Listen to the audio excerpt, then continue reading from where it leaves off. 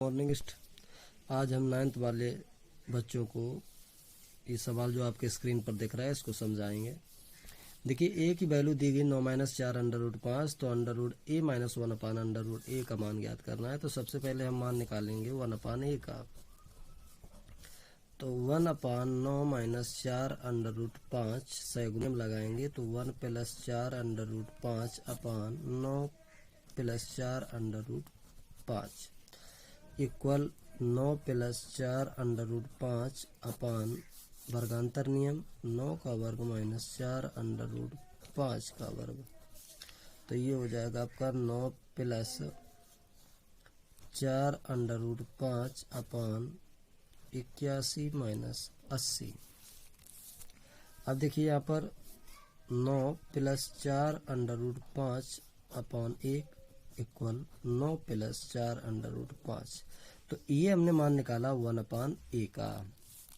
अब देखिए सवाल दिया क्या गया है, इसका मान निकालना अंडर रूट ए अपान 1 माइनस 1 अपान अंडर रूट 8 का होल स्क्वायर। तो ए प्लस बी का होल स्क्वायर लगाओ, ए स्क्वायर यानी कि ए प्लस 1 अपान ए माइनस 2 इंटू अंडर रूट ए इंटू 1 अपान अंडर रूट ए। ये कैंसिल हो गया। तो देखिए ए का मान कितना है 9 - 4 अंडर रूट 5। अब देखिए प्लस 1 अपान ए का मान अभी निकाला, 1 अपान ए का मान 9 + 4 अंडर रूट 5 और माइनस 2। तो ये कैंसिल हो गया, 9 से 18, 18 से हो गया 16। तो देखिए अंडर रूट ए माइनस 1 अपान अंडर रूट ए का होल स्क्वायर। तो अंडर रूट ए माइनस 1 अपान अंडर रूट ए बराबर under root 16।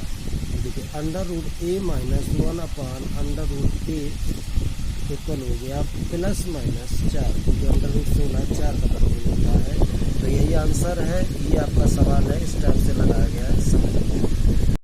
Good morning student, हमने कल क्लास 10th के बच्चों को बहुपद के बारे में समझाया था। तो बहुपद से रिलेटेड एक क्वेश्चन है।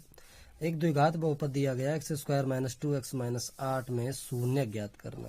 तो देखिए शून्य कैसे ज्ञात करते हैं। x² - 2x - 8 हमें गुणनखंड विधि से x की वैल्यू निकालनी, वही हमारे शून्य कहलाएंगे। तो लिखेंगे x² - 4x + 2x - 8। 8 के ऐसे गुणनखंड किए जिससे हमको -2 लाना था, तो 4 दूनी 8। अब देखिए 2 2 के जोड़े बनाए। तो देखिए x कॉमन ले लिया तो x - 2 बचा, 4 बचा, प्लस 2 कॉमन ले लिया तो x - 4 बचा। अब देखिए एक ब्रैकेट में x - 4 और दूसरे ब्रैकेट में हो जाएगा x + 2। क्योंकि शून्य का निकालना है तो इस बहुपद का मान शून्य के बराबर होगा। तो x - 4 बराबर 0, तो x बराबर 4। अब देखिए x + 2 = 0, तो x बराबर -2। कितना हो गया -2। तो ये हमारे शून्य हो गए। एक शून्य को अल्फा लिखेंगे तो दूसरे को बीटा लिखेंगे। एक शून्य को अल्फा और बीटा। अब देखिए इसी सवाल में ये तो हमारे शून्य हो गए। अब जांच करना पूछ देता है कभी कभी कि गुणांकों के बीच में संबंध सत्यता की जांच करिए। तो देखिए हम जानते हैं अल्फा प्लस बीटा बराबर होता है -b अपान ए।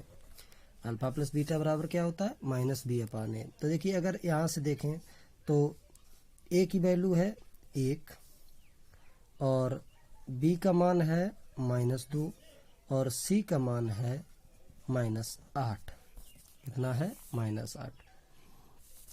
तो देखिए अल्फा कितना है 4 -2 बराबर, देखिए -b अपान ए। तो b का मान है -2 माइनस प्लस, तो 2/1। 4 से 2 गया 2, 2 बराबर 2। तो ये तो जांच सही है।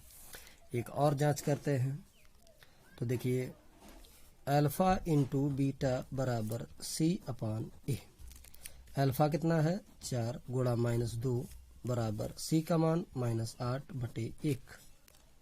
तो देखिए -8 बराबर -8 अर्थात जांच सही है। तो इस प्रकार से शून्यक और उनकी संबंध सत्यता की जांच इस प्रकार की जाती है जैसे हमने सवाल में समझाया। ये देखिए 2 है, ध्यान देना, 2 माइनस का। Good morning all of you. आज हम क्लास 10th के बच्चों को परमेय संख्याओं के दशमलव प्रसार शांत हैं या अशांत उसके बारे में समझाएंगे। तो देखिए शांत और अशांत क्या होते हैं, दशमलव प्रसार शांत अशांत के बारे में आपको समझना है। तो देखिए 2 हमने एग्जाम्पल ले रखे हैं, एक लिखा है 3/5 और दूसरा है 5/3। देखिए शांत क्या होता है पहले उसको समझ लें। यदि हम हर का अंश में भाग दें, तो देखिए हमने 5 का भाग जब 3 में दिया तो हमारा 0.6 हुआ, अर्थात भाग देने पर भाग देने वाली संख्या पूर्णतः विभाजित हुई है दशमलव के 1-2 अंक बाद तक। तो इस प्रकार की परमेय संख्याओं को हम शांत आवर्ती कहते हैं। अब देखिए दूसरा एग्जाम्पल है 5/3। हमने 3 का भाग 5 में दिया, तो भाग देने पर देख रहे हैं कि 1.666 की पुनरावृत्ति होती चली जा रही है। तो इस प्रकार के परमेय संख्याओं को हम अशांत आवर्ती कहते हैं, उनके दशमलव को अशांत आवर्ती कहते हैं। और इसको क्या कहेंगे, शांत। यदि हम किसी संख्या का भाग दें और पूर्णतः विभाजित हो रहा, बट रहा है, तो शांत आवर्ती कहलाता है। यदि बढ़ता नहीं है, शेष फल आता ही रहता है, तो उसे हम अशांत आवर्ती कहते हैं। अब देखिए एक हम एग्जाम्पल और रखे हैं, वो लिखा है 13/3125। अब हमको ये बताना है ये परमेय संख्या का प्रसार दशमलव का शांत है या अशांत। तो देखिए हर बहुत बड़ा है, हर का भाग अंश देने में समय लगेगा। तो देखिए एक हम नोट आपको बता रहे हैं, यदि हम हरों के फैक्टर करें, यदि हम हर का फैक्टर करें और उनको अभाज्य गुणनखंड के रूप में, अर्थात 2 और 5 की घातों के रूप में, यदि हम किसी हर को यानी कि 2 की घातें a और 5 की घातें b में यदि किसी हर को हम बदल लेते हैं, तो वो हमारा जो परमेय संख्या होती है वो शांत आवर्ती सदैव होती है, याद रखना है।